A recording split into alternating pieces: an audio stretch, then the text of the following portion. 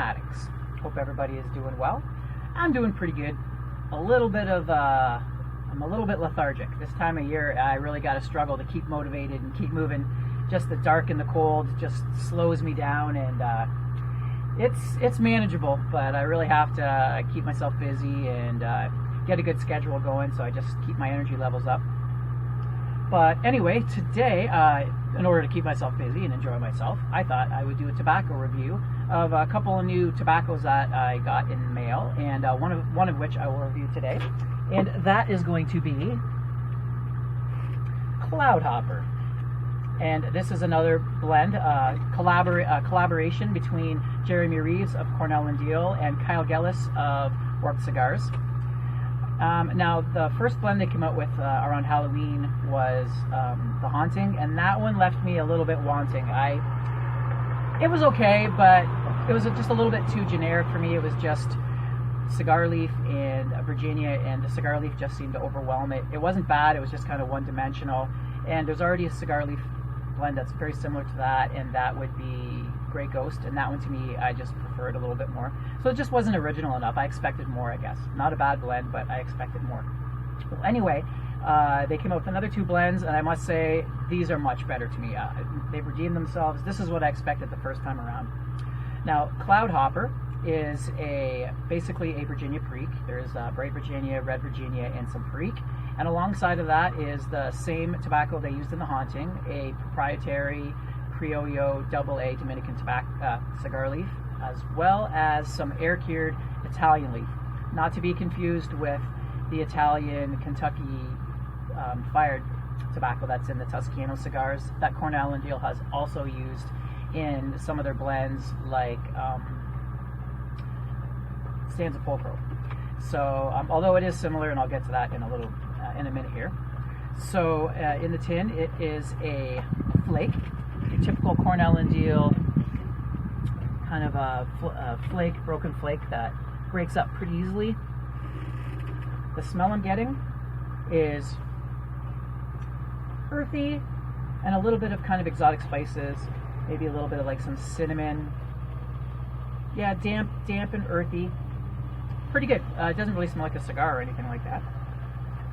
Okay, so that's what I'm getting there. I've loaded up my little author pipe here. We'll light her up and see what we're getting.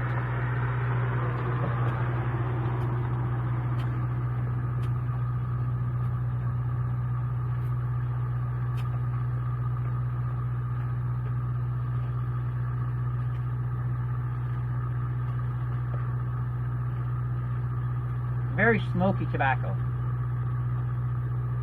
Comes a little moist for me, probably good for most people. I dried it out, almost crispy, rubbed it out. So yesterday I smoked it and today I smoked it, and I'm getting two different experiences. Yesterday it was very Virginia perique forward. Reminded me a lot of, if you've ever had GLP's Triple Play or Jackknife Plug, that kind of a spicy,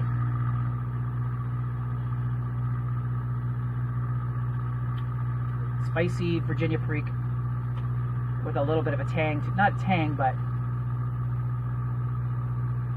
yeah, kind of a spice. And then on top of that, you would taste the cigar. There'd be that cigar leaf that comes through, as well as the Kentucky air cured. Now, what I'm getting today, which is a little bit different, is I'm actually getting more of that AA or whatever, that Criollo cigar leaf. So I apologize. There's a couple people that were asking about this, asking if it was similar to The Haunting, and I said no. But yes, there is a little bit of similarity. You can definitely taste that tobacco, that cigar leaf, that gives it a little bit of a white pepper, a floral, and an earth taste. And that's dominant right now, with the Virginia and the Virginia perique kind of taking a side seat to it, a back seat to it. And what's really nice is every once in a while you get a hit of this exotic peppery spice that really does remind me of the Kentucky fire-cured tobacco, the Italian floret tobacco that you find in Stanza Pulcro. Although it's not the same tobacco, I still find it's very similar to that. And that really adds a nice little kick and a nice little complexity that really bumps this blend up a notch for me.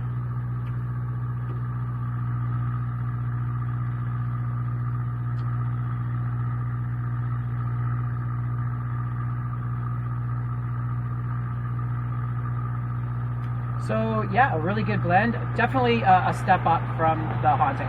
This is really good. And I'm also really enjoying the Warped King Stride as well, which I'll do a review of that later. Now this one is nothing like the Haunting or this one. This one has a little bit like this one in the fact that it's got some Virginia and Perique in it. But anyway, I'll get back to that later on another review. But anyway, I hope you guys enjoyed this review, and if it sounds like something you might like, I'll definitely look into it for sure. So until my next review, you guys take care. See you then. Aromatics, signing out.